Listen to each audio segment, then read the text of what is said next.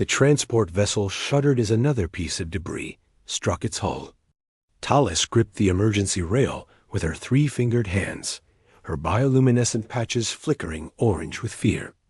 The Velrathi were a peaceful species, herbivorous by nature, and their fragile bodies were never meant for situations like this. "All passengers, please remain calm," the automated voice droned through the speakers, though Talis could hear the strain in the ship's systems.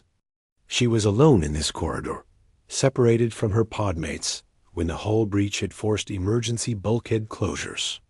The other Velrathi were somewhere on the other side of the vessel, and she was trapped here with the growing scent of burning circuits and the hiss of escaping atmosphere. The lights flickered once, twice, then died completely. Emergency strips along the floor glowed a dim green, barely illuminating the passage. Talis pressed herself against the wall, her breathing rapid and shallow. She had heard the stories, of course. Every Velrathi child had. The tales of the humans who had recently joined the Galactic Council. The Predators. The apex carnivores from a death world called Earth. They ate meat. They hunted. They had forward-facing eyes designed to track prey, and their entire evolutionary history was written in blood and survival. The Council had welcomed them, yes, but Talis had seen the footage. Humans with their sharp teeth hidden behind those smiling lips. The way they moved with predatory grace. How their eyes seemed to calculate distances, trajectories, weaknesses. A sound echoed through the corridor. Footsteps. Heavy ones. Not the light patter of Velrathi feet or the clicking of Corlin appendages. These were the solid, purposeful steps of something larger. Something dangerous. Talis's patches flared bright yellow in distress, a beacon she couldn't control. She wanted to run, but there was nowhere to go. The bulkhead behind her was sealed. The only exit was ahead, where those footsteps were coming from. A figure emerged from the darkness. Tall, bipedal. The emergency lighting caught the outline of broad shoulders and the glint of what had to be those forward-facing predator eyes. A human. Of course, it would be a human. The universe had a cruel sense of timing. "Hey, are you okay?" The voice was deep, resonant. The human moved closer, and Talis could see him more clearly now. He wore the uniform of a ship's engineer, tools hanging from a belt at his waist.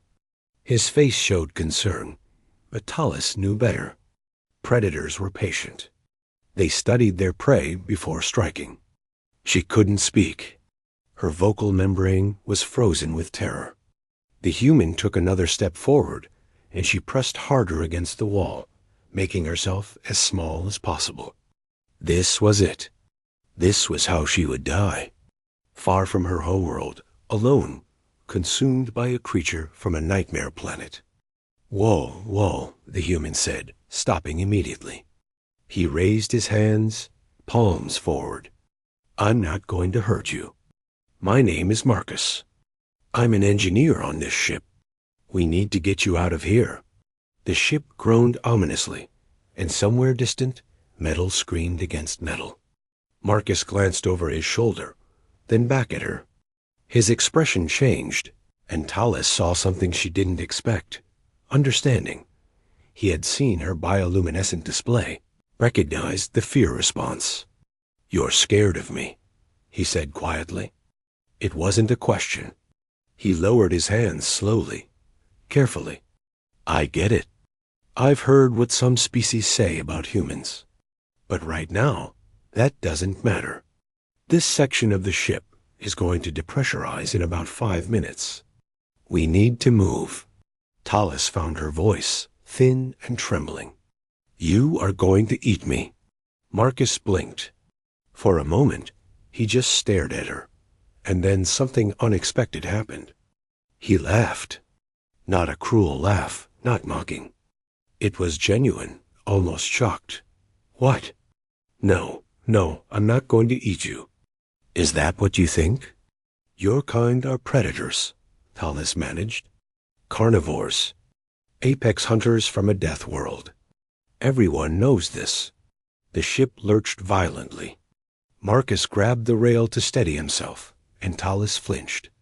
But he didn't reach for her. Instead, he looked at her with an expression that seemed almost sad. Listen, we don't have time for this conversation right now, but I promise you, I am not going to hurt you. Yes, humans eat meat. We also eat plants. We eat lots of things. But we don't eat people. We don't eat sentient beings. That would make us monsters. And despite what you might have heard, we're not monsters. Another alarm began blaring. Red lights joined the green emergency strips, bathing the corridor in an eerie glow. Marcus's jaw tightened. The hull is buckling, he said. In about 3 minutes, this entire section is going to be open to vacuum. You will die. I can get us to a safe zone, but you have to trust me. Trust.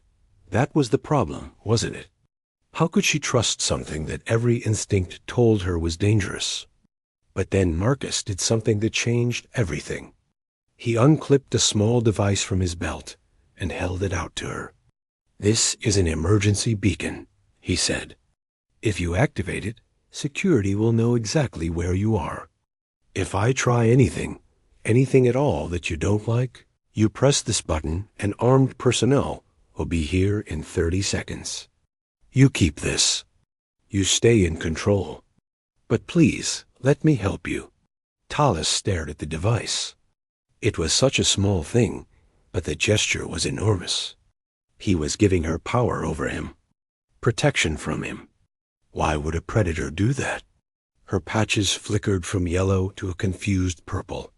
The ship groaned again, louder this time. She could hear the groan of metal somewhere close, a sound of structural failure imminent.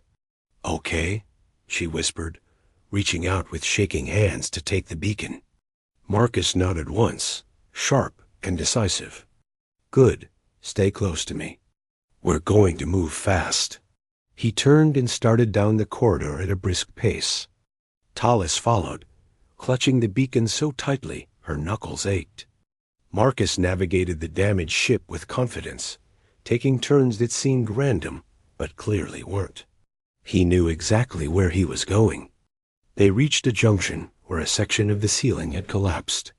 Marcus examined it quickly, then began moving pieces of debris.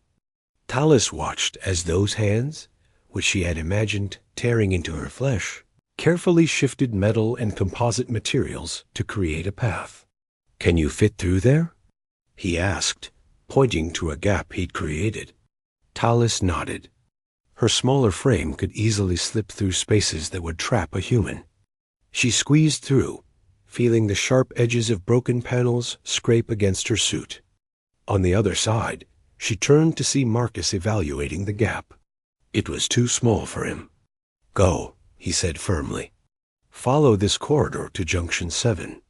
Take the left passage and keep going until you reach the central hub. You'll be safe there?